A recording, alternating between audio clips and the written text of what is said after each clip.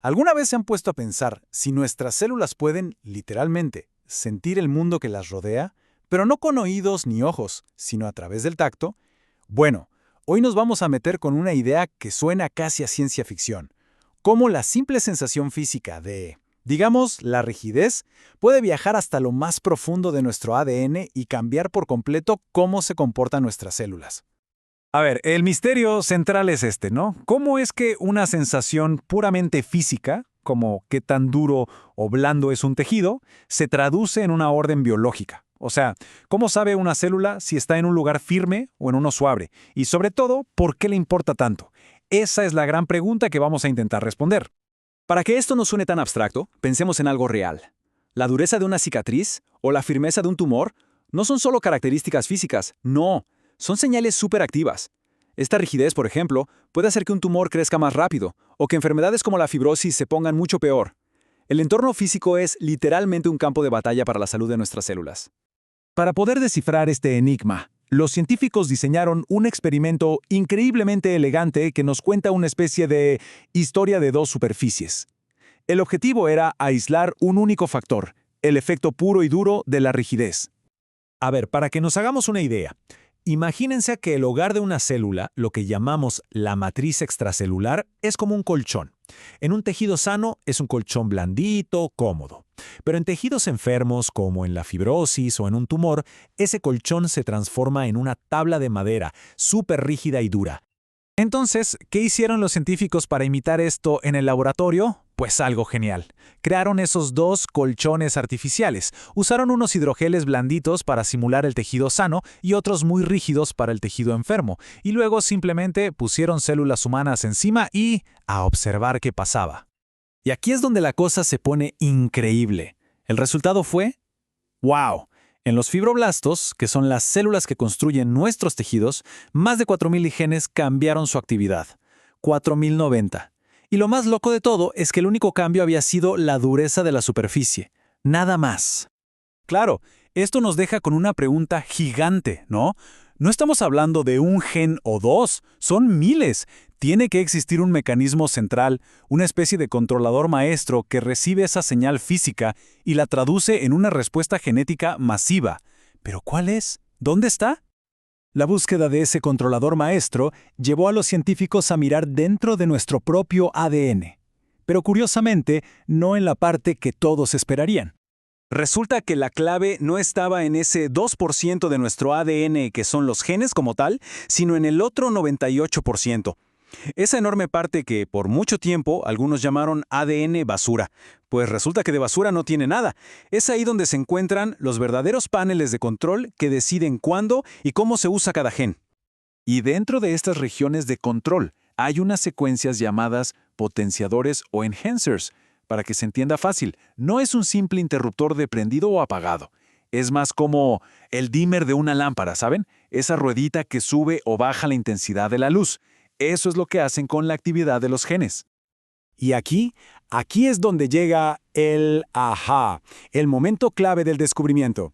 Los científicos identificaron un tipo de potenciador completamente nuevo y lo llamaron mecanopotenciador. ¿Y qué lo hace tan especial? Que no responde a señales químicas, como las hormonas, sino a la fuerza física. Son interruptores genéticos que se activan por el tacto. Ok, entonces, ¿cómo funciona esto en la práctica? Miren, es bastante simple. En un ambiente sano y blandito, el mecanopotenciador está, digamos, apagado. El gen que controla sigue funcionando, pero a un nivel bajo, normal, como un motor en ralentí. Pero, ¿qué pasa cuando la célula aterriza en una superficie rígida? La tensión física activa ese mecanopotenciador. Y este, a su vez, es como si le pisara el acelerador a fondo al gen, haciendo que su actividad se dispare. La célula, básicamente, responde a la dureza encendiendo toda una maquinaria específica. Ahora, una cosa es tener una teoría genial y otra muy distinta es demostrar que es cierta. Los investigadores necesitaban una forma de probar sin lugar a dudas que este mecanopotenciador era el verdadero responsable de todo el show. Y para lograrlo, usaron una herramienta súper ingeniosa llamada CRISPR de interferencia, o CRISPR. A diferencia del CRISPR del que siempre oímos hablar, que corta el ADN, este es más sutil. Imagínense que es como una cinta adhesiva molecular. En lugar de cortar, lo que hace es tapar, bloquear temporalmente un interruptor genético sin cambiar ni una letra del código.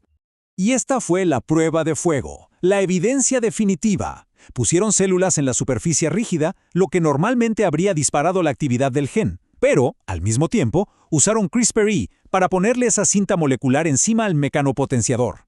El resultado, a pesar de estar en un ambiente duro, la célula actuó como si estuviera en uno blando. El gen volvió a su nivel normal. Habían encontrado el interruptor y la forma de apagarlo. Y, ojo, que esto no es algo que pase con un solo gen y ya. Resulta que estos mecanopotenciadores son un mecanismo de control súper extendido en nuestras células. Vamos a ver un par de ejemplos clave para entender qué tipo de genes se prenden y se apagan con la fuerza. Lo interesante es que esto funciona en dos direcciones. Por ejemplo, cuando el ambiente es rígido, se activa un gen llamado MYH9. Este gen construye los músculos internos de la célula para que pueda agarrarse y contraerse con más fuerza.